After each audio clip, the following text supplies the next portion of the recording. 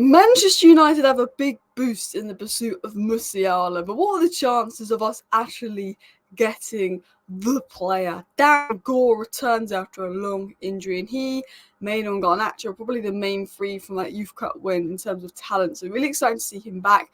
Eric Ten Hag willing to give youth a chance versus Barnsley. Captain Bruno, what he's been doing and working with the academy.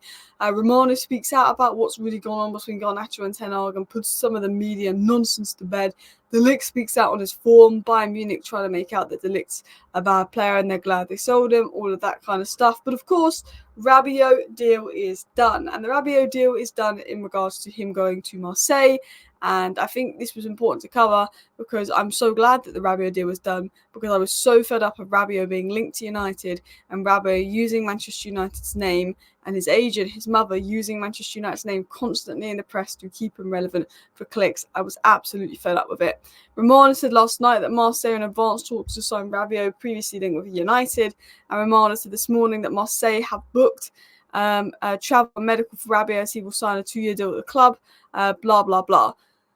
So Rabiot was off to Marseille. Rabiot is going to fly out to Marseille later. Rabiot's Marseille medical is booked, which puts to bed the Rabiot to Manchester United rumours. I mean, Romano did put it to bed last week, saying that we're not interested in trading Eriksen for Rabiot. We'd rather just keep Eriksen for the rest of the season. And not 100% convinced on Rabiot and his intentions, despite him being younger and fitter. And I wouldn't have minded Rabiot, but I wasn't bothered about it. Do you know what I mean? Like, I think we are a little bit short in that 8 position and legs in midfield. Obviously, Agate's come in now, but, you know, we lost McTominay, we've lost Amrabat, we've lost Meshbury, we've only brought Agate in. We're one midfielder shorter. I guess there's Collier coming through this season, but that is a risk. But I wasn't, again, that bothered about Rabiot. It depended on the wages and his mother and how much he wanted to move. Ineos are sort of trying to get away from doing these short-term emergency signings and trying to do long-term deals for the future. And instead of spending a little bit of money to bring Rabiot in, they might say, let's not do that. And maybe in January we can get someone better in, or next summer we can get someone better in. And I think that was sort of Ineos' approach in the transfer market. Guys, if you have not already, please do go ahead and hit that like button. And of course, subscribe down below to Alice Talks Football if you're new. I'm on this final road to 100,000 subscribers, guys, and I am currently on 92,897. So 897 subscribers, so quite close to 92.3k. But let's dive into the next story. So what is this? I've called it Musiala nonsense because I don't think we're going to get Musiala. I think he'll probably go to Manchester City, unfortunately, but hopefully they get relegated.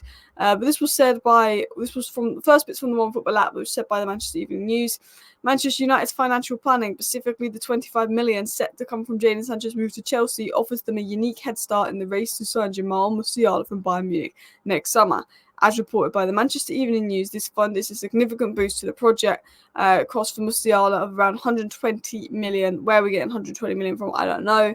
Blah, blah, blah, blah, blah. And a transfer fee would be 120 million, but City are probably the favourites. City are probably the favourites because City are in a position where they only really need 1 or 2 signings each year and can spend 120 million on another superstar to improve the squad because Kevin De Bruyne is going. I look at Manchester United, I think we need someone for wing depth.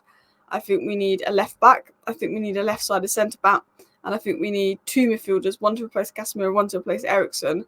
I don't think our budgets can stretch to then spending 120 million on Musiala. Maybe you sell Mason Mount, Eriksen goes, maybe.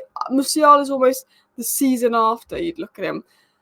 So not this year. I think this summer, coming, 2025, summer 2025 is still about 4 or 5 key signings. And then I think the season beginning in 2025-26, next season is when we look to be really closing in on the top 2, but probably not quite there to be near the top 2. And then you make that Musiala-esque signing, maybe it's Bruno's ages, to be the final piece of the puzzle. And Musiala, a Cole Palmer for me, is the final piece of the puzzle signing we'd probably make 2 years down the line, but not as close to 2025, which for me, don't see happening. Don't see we get 120 million. Don't think we have 120 million to spend on one position. Don't think Ineos would do it. Would love it to happen. Love Musiala. I rate him. I think he's better than Wirtz. I think he's unreal. I'd actually prefer Musiala to Bellingham in terms of what United need. He'll probably go to Man City. So let's talk about De Ligt, because obviously we're talking about one player from Bayern. Let's talk about a player we brought from Bayern. So the Bayern Munich director of sport, Max Eberl, has defended the sale of De Ligt to United, saying the club's current centre-backs are more capable of defending higher up the pitch, which I wouldn't say is right, because I'd say De Ligt is more than capable of playing in a high line. He would just need a pacier partner, because I think he's got very good reading of the game. So obviously Bayern Munich have been slandering De Ligt because obviously there was a petition where 80,000 Bayern Munich fans said that De Ligt should stay and Bayern Munich wanted him gone. De Ligt has spoken out about a lot of the sort of stick he's been getting from the Netherlands press, Bayern Munich press, and all of that as well. And I really like his mentality here. Sometimes you have a good game, sometimes you have a bad game. But as long as you stay true to yourself, you know what you're doing, you keep working hard, and then the results will come, and that's what I do. And I'm so glad that De Ligt did a man of the match performance for United because he got hounded by Dutch fans, absolutely hounded by people online, and because he had a bad game, all the media that is anti-United then wrote about De Ligt's bad game. And then he goes and puts in a man of the match performance, really key interception, I think stopping a goal basically with one of his blocks. He scored a goal, unbelievable defensive performance, not even just because he scored, monster at the back. Him and Martinez put in a really good performance versus Southampton as well. De Ligt said on joining United and the clubs he's played for, they're all very big clubs that I've played for. He said the biggest the pressure is the same. The Premier League is the biggest league in the world, so the pressure may be a bit higher because there are a lot of viewers, a lot of fans watching. It's the same for other clubs he played for. You have to win and play good football. And he's saying he basically can rise to the occasion of playing for United because he's used to playing for the biggest club in each country, Juventus and Bayern Munich in his previous countries. And then obviously United, while we're not the best club, we are obviously the biggest club in England. And he's saying I'm now playing for the biggest club in England and the biggest league in the world. So he said maybe there's that little bit of extra pressure due to the fact that it's watched by everybody, but I think the thing about De Ligt is, and the thing I like about the signing is you've got a guy that's won the league in 3 different leagues. You've got a guy that captained Ajax at 17, 18, has played on Ten Hag before. He's got a lot of experience. He's incredible back. He's got a lot of experience and he's an incredible box defender, really good in the air, really good at set pieces, which makes him also a really good partner for Lisandro Martinez. Let's talk about Garnacho because there's a lot of reports and rumours going about that Garnacho isn't starting because Ten Hag's annoyed that he liked Ronaldo's social media posts, this and that Garnacho and Ten Hag aren't going on, and there's leaks and rumours, and it's not come from anyone credible about Garnacho and Ten Hag's squabble, and I'm ignoring that because Romano said this. Garnacho is always super serious and super committed. Garnacho is just active on social media and reads posts and likes many of them. It has nothing to do with Eric Ten Hag. Is always committed and serious, and I think that's true from Romano. I mean, Garnacho's liked some of my posts in the past, like tweets and stuff. I think he just reads Twitter and just likes a lot of what he sees and doesn't think too much into it. Of course, there'll be times where, he maybe should really read more what he's liking because people can take it the wrong way, particularly when you play for United. Anything that you like or do on social media, the media is going to try and spin into a way that they can create a clickbait narrative that you fall out with the manager. But Romano has confirmed everything is good with Garnacho and Ten Hag. I hope Garnacho does start versus Barnsley on Tuesday because he's been really good coming off the bench, but we need to get a couple starts in for him as well. Good time to rest Ahmad, I think, versus Barnsley.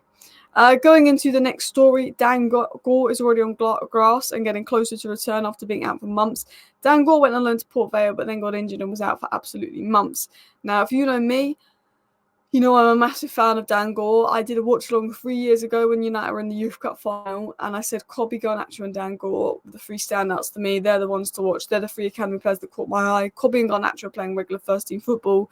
Dan Gore's the one that sort of got left behind. Now, I don't know if he's going to play regular first-team football for United now, but just to show you how good of a youngster he was in that bracket for me with Kobbie and Garnacho. So can't wait for him to be back. I think a loan will be good for him. Hopefully he can get back on track. Could the youth get a chance? United Truthful mentioned this. Expect Harry Amas to get a chance versus Barnsley on Tuesday. A reminder that under-21s defeat their first team 3-2 a few weeks ago as well. So could Ten Hag take the risk and play Harry Amas? I would. I think we've only got Mazraoui and Delo at fullback at the moment because Shaw's not back. I would play Harry Amas. Because then you can rest Mazraoui, who's a little bit injury prone.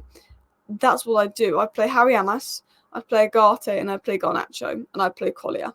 And I would rest other players. I obviously Ten Hag wants to beat Barnsley, and you never know, but I would rest key players.